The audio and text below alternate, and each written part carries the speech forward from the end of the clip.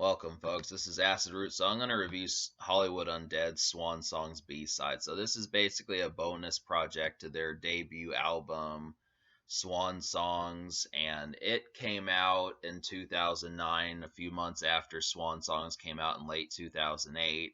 But the thing about Swan Songs was it was a pretty stellar success. I mean, it was still a low-key project and kind of off to the side, it seemed like, but there were several singles released from it. There were like five or six. I can remember like a couple of them, songs I still listen to even now, like uh, Undead and Young. Those are two of the ones that charted on the rock charts. But the thing about it was because people probably wanted a lot more from Hollywood Undead, and they weren't quite ready to give out an album. We got this in the meantime to kind of say, well, this is some more stuff that happened.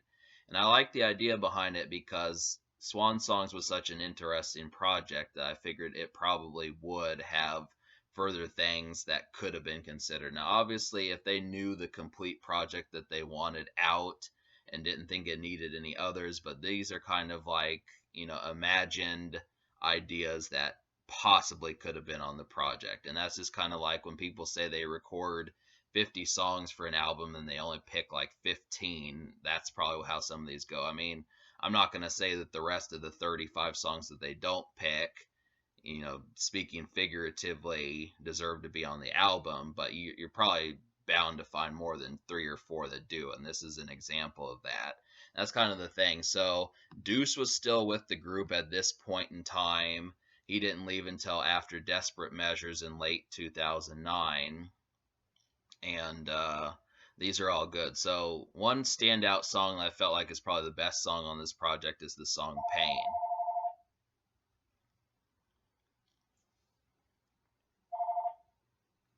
One standout song that I felt like was the best song on this project was the song Pain.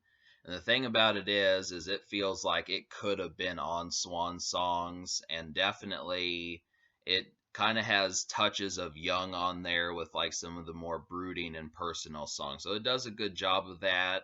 I mean, it's not quite as rock oriented, but I do like how it feels. I mean, that's the thing. They're pretty good at doing those type of songs that are not necessarily all happy go lucky, but they also have like a real kind of this like uh, mysterious and kind of depressing kind of feel to them. So Pain kind of has that, and so does the song The Loss. Both of those songs are kind of elemental like that and are just kind of caught more in their feelings and kind of have more dark type feels to them. And that's kind of the thing. I like those.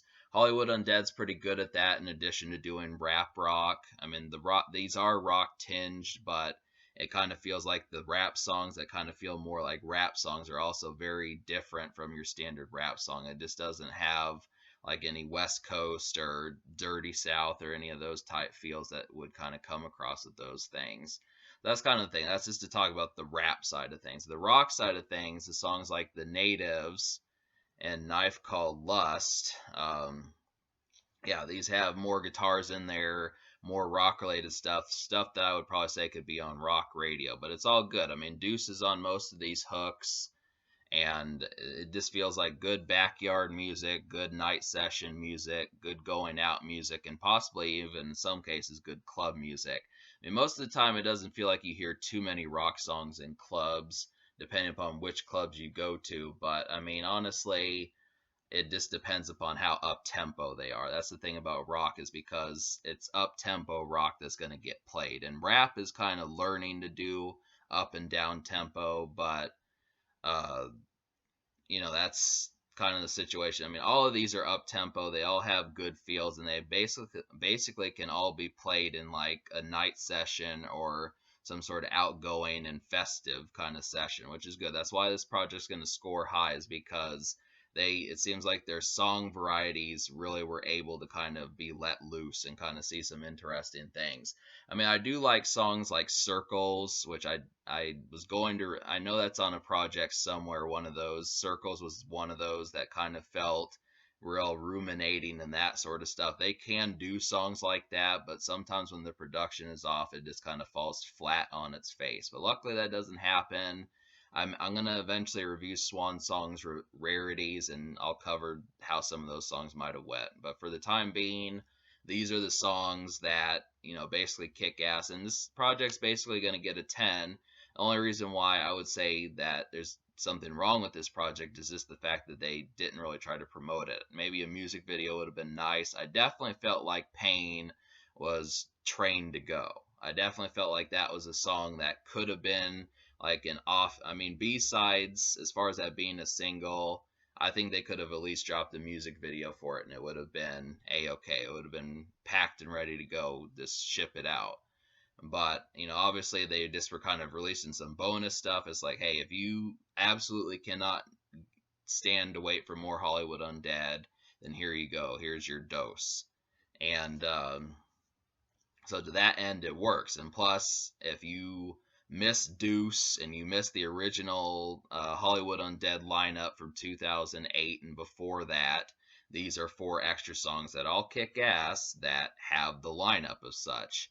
And I mean, really, they may not have an overly breakout song like Undead on there, or quite as radio ready as Young, but I do feel like Pain comes pretty close, and The Loss is another, like I said, real emo kind of song, just like those. They're pretty good at those. And then there is some rock moments for fans of rock. So it's basically mostly for the rock audience, but if you do like rap, I mean, I at least would feel like Pain could suit that. This is it's not really a starting point for rap audiences as much as it is for like trying to get into more rock stuff. So that's kind of how I would treat it. But so yeah, this project gets a 10. I'm not going to review the social score because I didn't even attempt to promote it. But for what it is, that's the stellarness that is this Swan Songs B-sides.